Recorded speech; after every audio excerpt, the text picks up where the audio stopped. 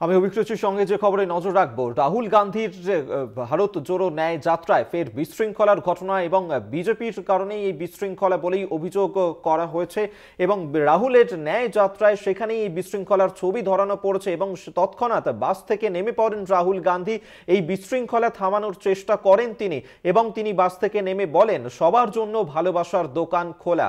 ফের একবার রাহুল গান্ধীর গলাতেই শোনা গেল ভালোবাসার বার্তা, যেখানে এর আগেও আমরা শুনেছিলাম এই বক্তব্য। এর আগে যখন কংগ্রেসের ভারত জোড়ো যাত্রা হয়েছিল সেই সময়ও বলেছিলেন হিংসার বাজার বন্ধ হয়েছে, ভালোবাসার দোকান খুলেছে। সেই ছবি এই মুহূর্তে দেখাচ্ছি আপনাদেরকে, যেখানে বিশৃঙ্খলাও তৈরি হয়েছে অসমে। আজকে যখন রাহুল গান্ধীর এই ভারত জোড়ো ন্যায় যাত্রা পৌঁছায় এবং তার কনভয় যখন সেই সময় যাচ্ছিল, সেই সময় বিশৃঙ্খল পরিস্থিতির সৃষ্টি হয়। বিজেপি এই বিশৃঙ্খলার সৃষ্টি করে এমনটাই কিন্তু অভিযোগ করা হয়েছে কংগ্রেসের তরফে। সেই সময় বাস থেকে নেমে পড়েন রাহুল গান্ধী এবং সেই বিশৃঙ্খলা থামানোর চেষ্টা করেন তিনি। সকলের উদ্দেশ্যে রাহুল গান্ধী ফের একবার ভালোবাসার বার্তা দিলেন। তিনি বললেন সবার জন্য ভালোবাসার দোকান খোলা, জুড়বে ভারত, এমনটাই বলেছেন আজ রাহুল গান্ধী। সেই ছবি এই মুহূর্তে দেখাচ্ছি, যেখানে বিশৃঙ্খল পরিস্থিতির সৃষ্টি হয়েছে ভারত জোড়ো ন্যায় যাত্রায়। তৎক্ষণাৎ নেমে পড়েন রাহুল গান্ধী, বাস থেকে নেমে পড়ে তিনি এই বিশৃঙ্খল পরিস্থিতি সামাল দেওয়ার চেষ্টা করেন। অসমে আজকে যখন কংগ্রেসের এই ভারত জোড়ো ন্যায় যাত্রা পৌঁছায় সেই সময় বিজেপির কর্মী সমর্থকরা তারা এই কনভয়ের ওপর চড়াও হয় এবং আটকানোর চেষ্টা করে কনভয়কে এবং সেই সময় বিশৃঙ্খল পরিস্থিতির সৃষ্টি হয়। রাহুল গান্ধী বাস থামিয়ে নেমে পড়েন বাস থেকে এবং সকলের উদ্দেশ্যে ভালোবাসার বার্তা দেন তিনি। সবার জন্য ভালোবাসার দোকান খোলা বলেই মন্তব্য রাহুল গান্ধীর। প্রচারে এর আগেও একাধিকবার এই ভালোবাসার বার্তাই আমরা শুনেছিলাম রাহুল গান্ধীর কণ্ঠে।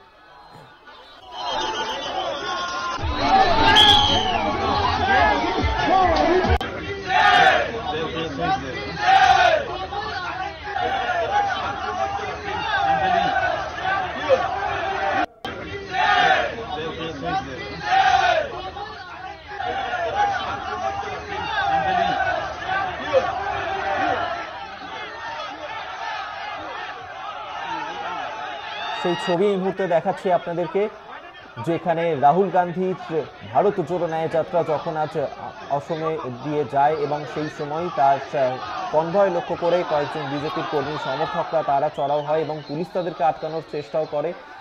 সেই সময় বিশৃঙ্খল পরিস্থিতির সৃষ্টি হয়। রাহুল গান্ধী তিনি বাস থেকে নেমে পড়েন, তাদের উদ্দেশ্যে ভালোবাসার বার্তা দেন রাহুল এবং ফের একবার প্রচারের মাঝেই ভালোবাসার বার্তা শোনা গেল রাহুল গান্ধীর গলায়। সবার জন্য ভালোবাসার দোকান খোলা, এমনটাই বলেছেন আজকে রাহুল গান্ধী। এবং যেই সময় এই বিশৃঙ্খল পরিস্থিতি তৈরি করার চেষ্টা করে বিজেপির কর্মী সমর্থকরা, সেই সময় বাস থেকে নেমে পড়ে রাহুল গান্ধীর এই বার্তা তাদের উদ্দেশ্যে। সেই ছবি এই মুহূর্তে দেখাচ্ছি আপনাদেরকে, যে বিশৃঙ্খল পরিস্থিতির সৃষ্টি হয়েছে আজ অসমে।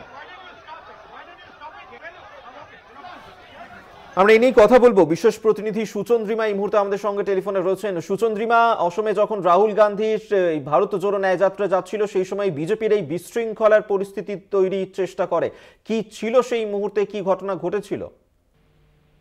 দেখো, আমরা যে জায়গায় আক্রান্ত হই, সংবাদ মাধ্যম যেখানে আক্রান্ত হয় সেখানেই দাঁড়িয়েছিলাম আমরা। পুলিশ আধিকারিকরা চলে গিয়েছিলেন যদিও, সেখান দিয়ে রাহুল গান্ধীর আসার কথা, সভা যাত্রাতে যে যাওয়ার পথ সেখান দিয়ে তার আসার কথা পুলিশ জানার পরও সেখানে কিন্তু তারা ভিড় সরায়নি এবং সেই ভিড় সেভাবেই চিৎকার করতে থাকে যখন তারা মিডিয়ার ওপর আক্রমণ করলেন, যখন তারা মিডিয়ার একাংশের ওপর এইভাবে হামলা চালালেন।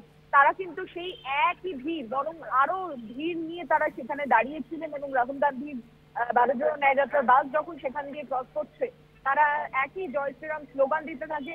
রাহুল গান্ধীর যে যাত্রা পথ সেখানে কংগ্রেসের পতাকা খুলে দেওয়ার চেষ্টা করছিলেন তারা। তারা দলীয় পতাকা এবং ভগবা ঝান্ডা নিয়ে কিন্তু তারা সেখানে চিৎকার করছিলেন এবং সেই একই বিশৃঙ্খলা কংগ্রেস নেতৃত্বের সামনেও তারা করতে থাকেন, যেটা ধরা পড়ছে শোনিতপুরে ওই ঘটনাস্থলে।